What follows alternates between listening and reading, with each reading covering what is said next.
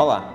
O conceito de casamento no Código Civil é tido como a união entre um homem e uma mulher. A partir do julgamento do Supremo Tribunal Federal e da edição da Resolução 175 do Conselho Nacional de Justiça, o casamento passa a ser a união entre pessoas com a finalidade de constituir uma família. O Código Civil, no artigo 1521 e 1523, traz hipóteses que proíbem as pessoas de casarem. Essas hipóteses são tidas como impedimentos e causas suspensivas para o casamento.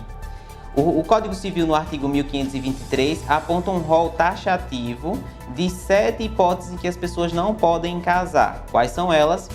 Os ascendentes com os descendentes, ou seja, pai, filho, netos e avós, bisnetos até o infinito, colaterais, irmãos, e isso aí traz até terceiro grau o impedimento para que a pessoa case, por exemplo, tio e sobrinha.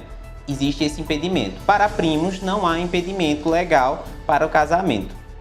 Há ainda a previsão de adotante e adotado. O adotante não pode casar com quem foi cônjuge do adotado e vice-versa.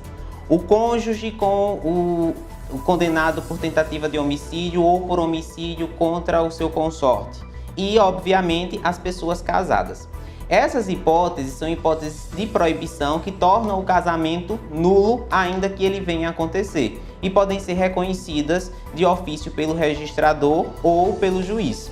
Mas o Código também traz hipóteses de suspensão. No caso da suspensão, não há nulidade do casamento, mas o Código impõe sanções. Por exemplo, no caso da viúva que não realizou, por exemplo, a partilha dos bens, ou no caso da mulher que se divorciou ou teve o divórcio decretado nulo nos 10 meses subsequentes ao divórcio ou à decretação de nulidade. Também os cônjuges, até que seja homologada a sentença de partilha de bens. Então, essas pessoas têm uma proibição de realizar o casamento. Por quê? Para evitar a confusão patrimonial entre o patrimônio existente com o casamento, antes da partilha do casamento, e os bens posterior ao novo casamento. Só que a lei não torna esse casamento nulo. A única coisa que vai acontecer é que vai ser imposto um regime de bens, que é o regime de separação obrigatória decorrente da lei. Gera ainda a hipoteca legal no caso da viúva que não fez a partilha dos filhos. Então, os bens imóveis serão hipotecados a favor dos filhos por uma hipoteca legal para garantir que a partilha posteriormente possa ser realizada.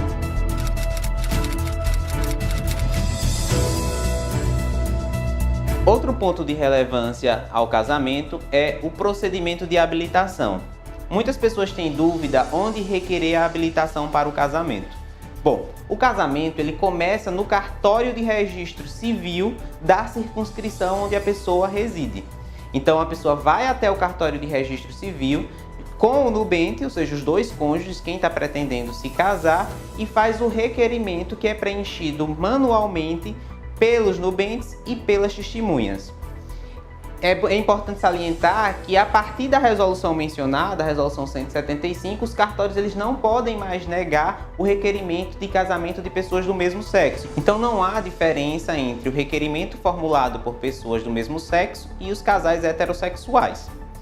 Esse procedimento que se inicia no cartório vai ser habilitado com os documentos que serão requisitados pelo oficial do registro. E a partir daí será afixado um edital por durante 15 dias na residência de ambos os nubentes. Após será extraída a certidão de habilitação. Com a certidão de habilitação, a autoridade competente designará dia, hora e local para celebrar a cerimônia do casamento.